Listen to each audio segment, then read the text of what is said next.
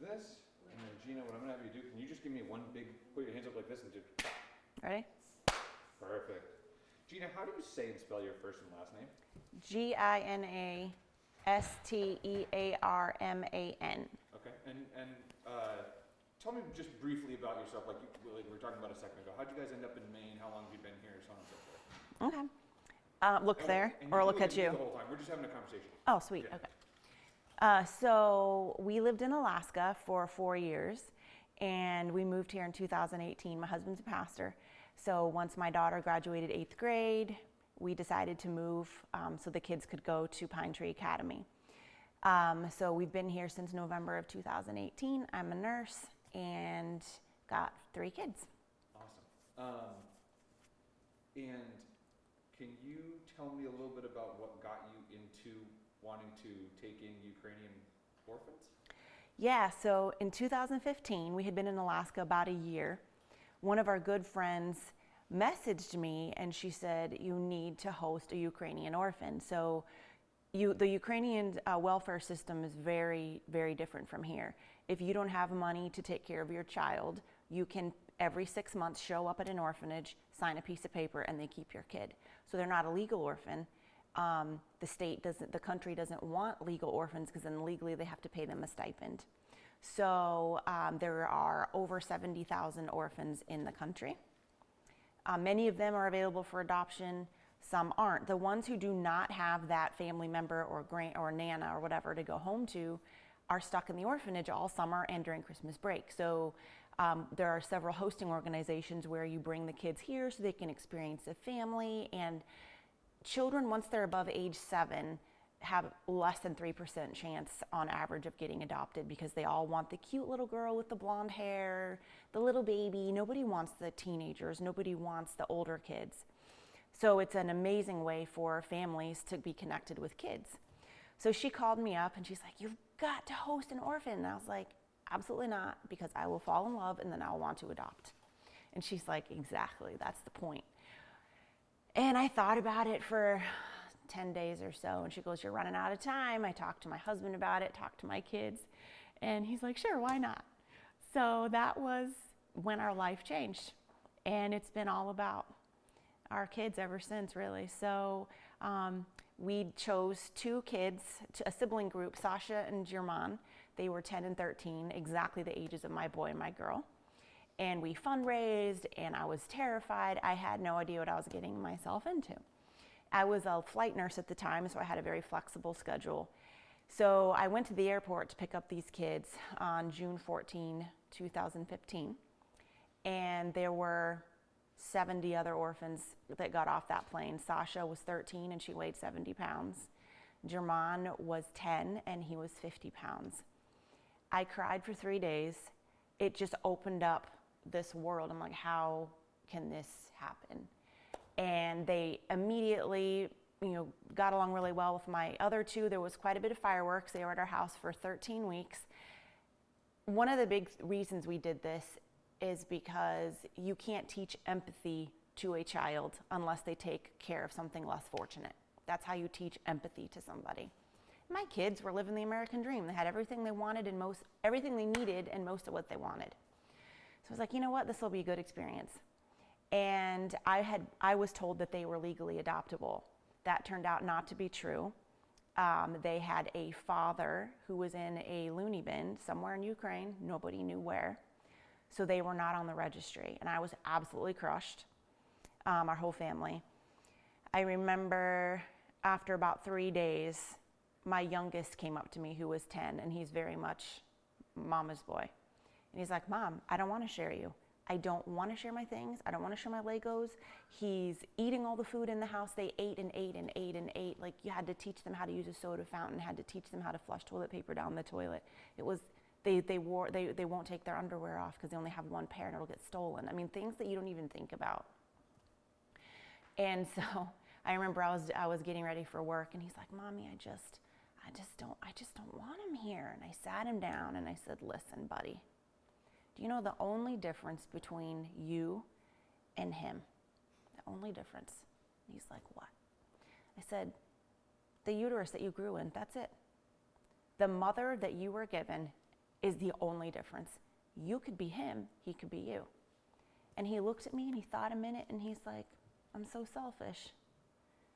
And I watched my 2 children turn into the most giving, empathetic humans over these last years. So that's how we got started. That's how we got started. And we hosted those 2 sibling groups, those 2 kids, 5 times for 3 summers and 2 winters while we were waiting for the adoption. The same kids? The same kids. Sasha and Germain? Yep, and I went every January, February, in between hosting, I would go visit them in their orphanage in Ochakov because I wanted them to have that consistency, like mama's coming for you, it's gonna take a while. It takes a long time to get the paperwork. Our dossier was ridiculous. You have to get fingerprinted with, what's the whole world thing, what is it? It's not a big deal if we can't think of It's the police, like Interpol. We had to get Interpol and like all these things. On one of my trips to Ukraine, I got taken advantage of by a lawyer who wasn't really a lawyer. She said, I'll find the dad. She stole a bunch of money from me. My kids are crying. When are we going to come home, Mama? You know, we want to come home. And ended up finding him and getting them on the registry. By the time they were legally available for adoption, we had them in our home 3 summers and 2 winters. We moved here. Okay. And my husband and I got over there to bring them home, and my oldest, Sasha, said no. She said, nope, I'm not coming home. Okay. And I was just flabbergasted. I'm like, what do you mean you're not coming home? This has been our entire life. It's like, nope, I'm not coming home. My friend said it's stupid to get adopted, so I'm not coming home. And Ukraine lets 15-year-olds make up their own minds. And that ruined her brother's chance at adoption. 2 months after I left, he jumped off a building and tried to kill himself. He was devastated. I cried for 3 days in the apartment. I just was like, but I told myself and my husband, we had an agreement, I am not going to drag 2 teenagers here who don't want to be here. And so we said, well, we started on this journey, there's got to be kids for us somewhere. Called Abby and Gabe, had to tell them via FaceTime that their siblings weren't coming home, and it was heartbreaking. I mean, they grew up in our house. So we went back to Kyiv, got another referral for another sibling set who were actually HIV positive. We traveled to Odessa to the orphanage there, spent 3 days with them. Their grandmother freaked out, so they said no. So we went back to Kyiv. By this time I'm in tears. I'm like, I don't understand. And we only get 3 chances, and then you have to resubmit your paperwork, pay more money, then everything expires. It's just a racket. They should be buy one, get one free. I mean, there's so many kids over there. And when you go to the orphanage, they say, you like me, and they hang on to you, and it's just opens up your eyes about how fortunate we are. So the last sibling set, I was in the war zone in Donetsk for 3.5 weeks and got taken to the cleaners again, and they threatened to beat the kids if they said yes because another family wanted them, and the facilitators fight over money, and it's just, they use the kids. So I came home empty-handed, devastated. We moved here, and my friend called me up again, and she said, you need to host at Christmas time. This was 2018. We had an open dossier, which is all your adoption paperwork. We had resubmitted it, so we had 3 more chances. This was our last chance to meet a kid before adoption. I said, nope, I'm absolutely brokenhearted. My kids are brokenhearted. I'm not doing it. Absolutely not. I'm done. I'm gonna go get a baby from a baby house over there. I can't do this. And my kids looked at me and they said, Mom, this is what we do. Go get a kid. Like, we're doing this.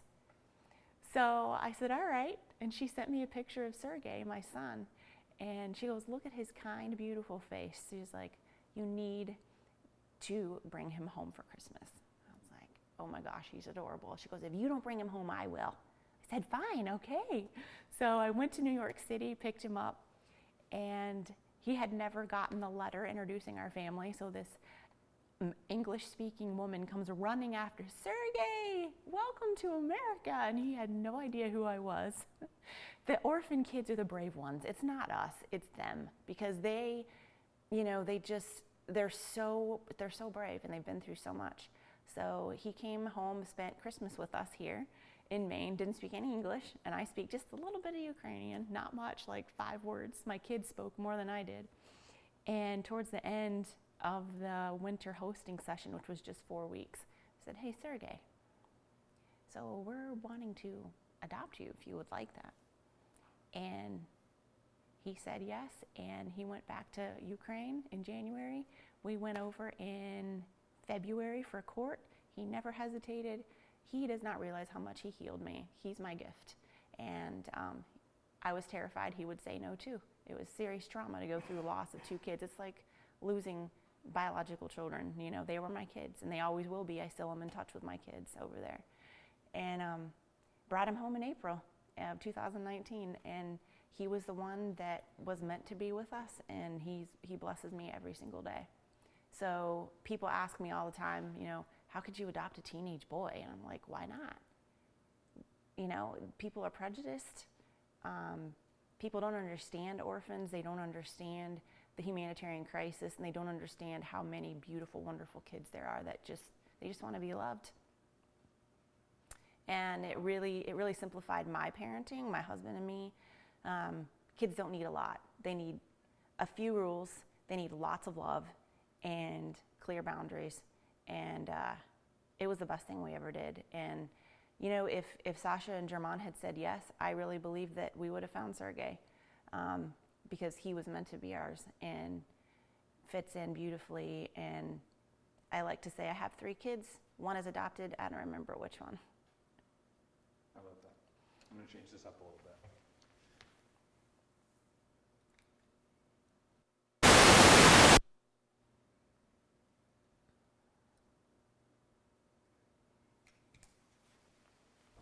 One second, okay? Okay. So in that case, Hold on. wow, I have so many more millions of questions to now ask you. But I'll try to keep them concise. Let's start with what's happening right now in Ukraine. When you hear about what's happening and you see what's happening, obviously you're keeping up with it on the news. Mm-hmm. How does it make you feel? So helpless. It's such a beautiful country, and they're already so war-torn from the last time Russia did this. And the kids are so vulnerable. Every single orphanage I was in, they're cold, they're dark, they're old, like from the Cold War. And they try to paint them beautifully with flowers. And the people there, like where I brought my son from, they loved those kids, and they do everything they can. But, you know, when you make $150 a month US, you know, when I give a donation of $100, it could replace a heating system. So people, you know, people say, oh yeah, you know, they're just after money or whatever. There's so much that an American dollar can do. But right now, you know, those of us who have been in those orphanages and realize how vulnerable they all are, they're already like malnourished, and by no fault of anybody, there's just nothing. There's no resources in this, and it's just overcrowding. We just wish we could be there to help, and just wish that we could have gotten more kids out. That's one of the biggest things we do, is just advocate, like, please, #do something. You know, give money to a family who can host, support families who've adopted, be part of a trip over there, or, you know, by financing it. There's just so much that you can do. But it's a very serious situation, and there's going to be a lot of kids who end up on the streets. One of my children was actually a street urchin. He lived in a box before the orphanage found him, German. His sister died from leukemia, and when she got sick, this is Sasha and German's sister, the orphanage said, well, we can't pay for your medicine. So he ran away with her to try to get help, and she died. So it's that level of need that just breaks your heart, because until you're there, until you see the kids, like, mama, they call you mama, and then you bring one home and there's 10 more. And they're like, why didn't you choose me? And I can't explain why. I can't explain why Sergey was meant to be with us, but he was. And, you know, his best friend finally got adopted, and thank God, you know, we just advocated for that. But there's 50 million more left behind, and we're helpless. I mean, but these conditions exist when it's not right. A war zone. This is without the war zone, you know, and I knew when they were so excited that I was there to get Sergey and we were waiting for a visa appointment, they put out their best food. I was eating another child's dinner, I knew that, but that's their way of saying thank you. Like, they have so little, and they're such a giving, wonderful culture, and they've just been squashed, and it's just so sad. I mean, when you see what's happening right now, the Russian troops trying to take over Kyiv, already taken over Chernobyl, is that triggering for you at all? Very much so. I mean, it's traumatic. It's difficult. All of us. I have a bunch of us moms ended up stuck in Kyiv a couple of years ago, waiting for our paperwork to go through. So we were picking the lice out of each other's kids' hair, trying to find a flat iron. You know, going to eat borscht. They have the best borscht in the world and the best vareniki, and their food's amazing. And they're very bright and loving, but it's hard to watch my kid, you know, every morning, you know, how are your friends? Are they still alive? And this is his country. I mean, he's an American citizen, but that's where he's from. And I can't do anything to ease that pain. And he's got other siblings over there. And I still have nightmares before this all happened about my other two that are stuck there. And we're all just updating each other. And there's a lot of us who keep in touch with kids over there who aged out. They can't get adopted once they're 16.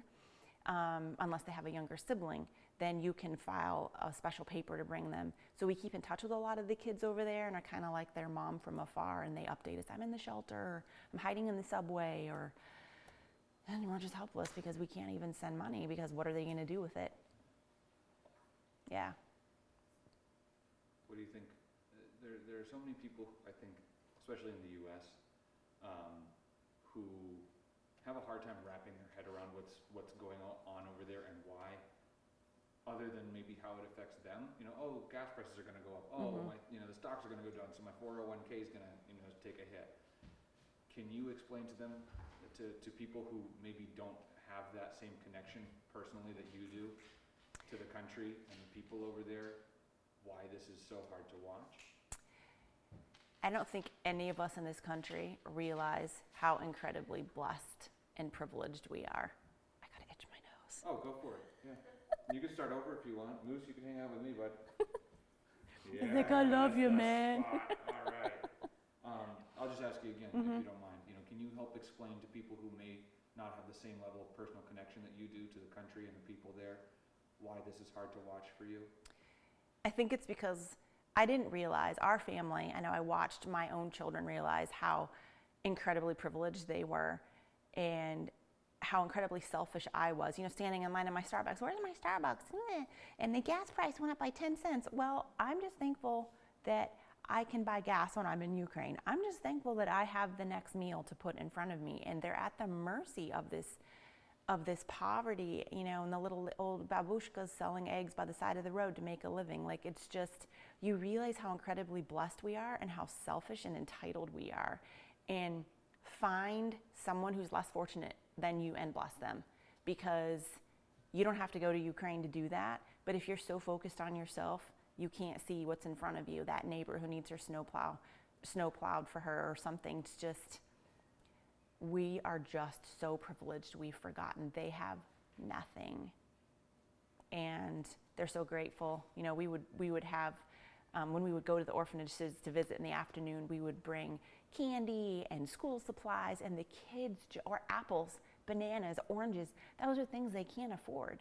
So we would go buy like 50 apples and cut them up and put them on little plates, and we would have a little tea party with the kids, and it made their whole day. Like, we don't even know what that's like here.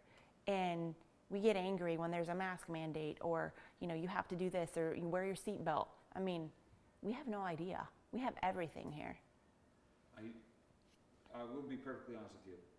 I'm not a big politics fan, and I don't really know squat about geopolitics, because I just am not in that world. But I would be remiss if I didn't ask you this about kind of the developments that have happened today. So President Biden had imposed some new sanctions on Russia. A lot of lawmakers in our country are calling for him to impose sanctions on Vladimir Putin specifically. Mm-hmm. Given that you know the layout of the country, the people that live there, your personal connection to it, what would you like to see done? do you think, I guess this is a kind of a multi-part question, right? But I think it goes without saying you'd like to see the war stopped. Absolutely. So then what do you think what would you like to see President Biden do in order to end this? What do you think he needs to do? Man. I know that's a hard question So, to answer. I like to think of Russia as the abusive ex for Ukraine. Ukraine was founded as a country before Russia ever was. If you look at, the history, they are such a rich culture. And then they were bullied and taken over and then said, no, we're going to stand up to you and we don't want to be owned by you anymore. And now, they're being bullied. And I don't think that, according to what I've been reading, a lot of the Russians don't even know the extent of what's going on. So I absolutely feel like something seriously painful has to happen to him because he's one person and these people are communist background. They are told when to eat. They're used to being told when to eat, when to get up, when to go to bed, when to fight, when not to fight. So they're not perhaps as independent thinkers and as independent as we are used to thinking, like, oh, just stand up to them. He could nuke them all. So something really drastic needs to happen for him. And I don't know what that is, but this country is suffering because of us trying. You can't negotiate with an abuser. You can't. The abusive ex, it's like, you get rid of me, you die. And I'm watching him do it. So I think, politics aside, it's a really, really sad situation that we are so worried about what's going to happen to us that we are letting this country just be tormented. It's incredibly upsetting because they don't deserve it. You said something severe or drastic needs to happen directly to Vladimir Putin. President Biden has said that the U.S. at this point will not fight in this war. Do you think that the U.S. or NATO forces should get involved? And I know, again, this is not, you are not a political science professor, you're not an international relations expert or anything like that, but I just feel like I want to get the sense from you because nobody else has the kind of experience in this country. I think all of us my text messages were up till 2-3 o'clock in the morning giving each other updates on, my kid in Odessa or my kid in Lviv, my kid here, they said they're safe or whatever, or this is happening. Those of us who have been there, I've lived in Ukraine for so long that my visa almost ran out for that year. That's how long I was there. And watching the U.S. do nothing, I am not, oh man, someone's going to come here and kill me for saying this. Well, if it's something that you're not comfortable no, it's fine. That's fine. I absolutely feel like we need to. I just wanted to ask you the question. No, I feel. That's my job, and then if you, yep. You answered how you. I feel like we absolutely need to put a stop to it. Why did we spend 20 years in Afghanistan? Because they were a threat to our country, and then they're blowing up Ukraine, and we're sitting there doing nothing. And we're also not the world monitors, and don't need to have our hands in everybody's pie. But this is a humanitarian crisis that's going to end up being like Darfur if we are not careful. And the DRC, the Republic of Congo, and we're afraid of China, and these guys know that we're scared of them, and we care more about our economy than we do human rights. And I think that's the hardest part because, I've been there picking lice out of my kids' hair, just praying them home and trying to love all those kids over there. And it just changes your worldview. We do so little to help, and you just feel helpless. I want to kind of go backwards. I want to rewind a little bit. There was something that caught my attention.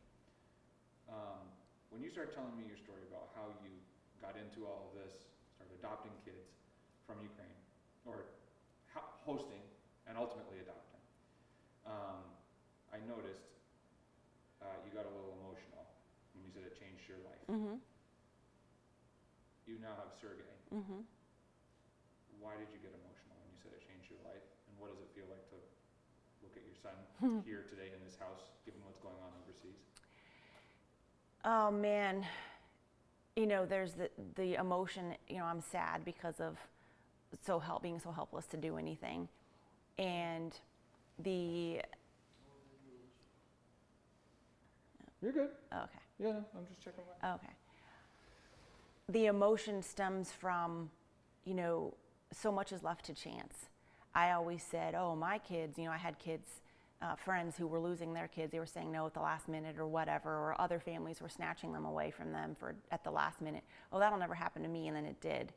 And so I learned to just take that chance. And I took a chance on one little kid who had just turned 15, and he's such a huge blessing in our lives. And just the gratitude that he chose us.